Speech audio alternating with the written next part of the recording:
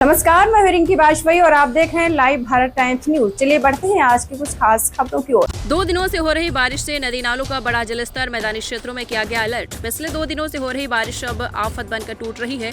लगातार हो रही बारिश से जहां जनजीवन अस्त व्यस्त हो गया है, वहीं 48 घंटे से बारिश से नदी नाले भी उफान पर आ गए हैं, जिससे कई नैनीताल जिले में कई आपको बता दें मार्ग बाधित हो गए हैं।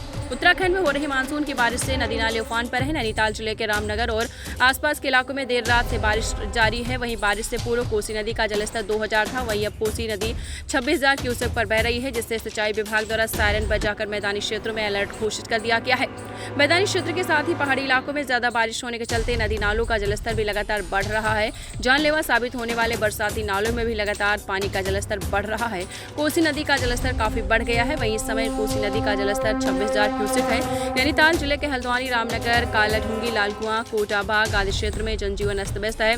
नदी नाले उफान पर हैं। अल्मोड़ा में बहने वाली कोसी नदी की बात करें तो रामनगर पहुंचते पहुंचते इसका जलस्तर काफी बढ़ गया है। कोसी बैराज में जलस्तर 26,000 क्यूसेक तक पहुंच गया है। कोसी नदी का लगातार जलस्तर बढ़ने के बाद सिंचाई विभाग द्वारा मैदानी क्षेत्रों में अलर्ट दे दिया गया है। मैदानी क्षेत्र की बात करें तो रामपुर, तड़ियाल, मुरादाबाद, शाहजहांपुर आदि क्षेत्रों में फोन व वायरलेस से सूचना दे दी गई है। देखिए, कोसी के कैचमेंट में लगातार 2 दिन से बारिश हो रही है, जिससे नदी का जल स्तर लगातार बढ़ रहा है। विगत 2 दिन पूर्व नदी का जो डिस्चार्ज था वो 2000 क्यूसेक था।